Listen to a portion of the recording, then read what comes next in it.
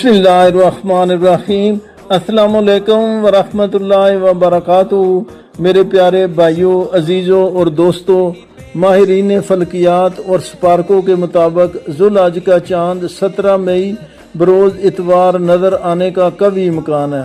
अलबत्ता अतमी ऐलान रूत अलाल कमेटी करेगी, लिहाजा जो हज़रात कुर्बानी का इरादा रखते हैं वो कोशिश करें कि अपने बाल और नाखन 17 मई से पहले काट लें, क्योंकि नबी करीम सल्लल्लाहु अलैहि वसल्लम के फरमाने आली शान का मफहूम है कि जो शख्स कुर्बानी का इरादा रखता हो वो ज़ुल्हज का चाँद नज़र आने के बाद कुर्बानी करने तक अपने बाल और नाखन ना काटे। यानी जो मुसलमान कुर्बानी करना चाहता है वो यकम ज़ुल्हज से कुर्बानी होने तक अपने बाल और नाखन ना काटे, ताकि हाजियों के साथ कुछ मुशाबत हो जाए और अल्लाह ताला की खुसूसी रहमत में से हिस्सा मिल जाए।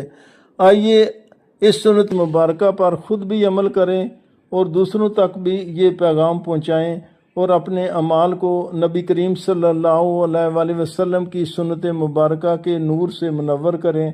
अल्लाह ताला अमल की तौफीक अता फरमाए। आमीन सुम्मा आमीन।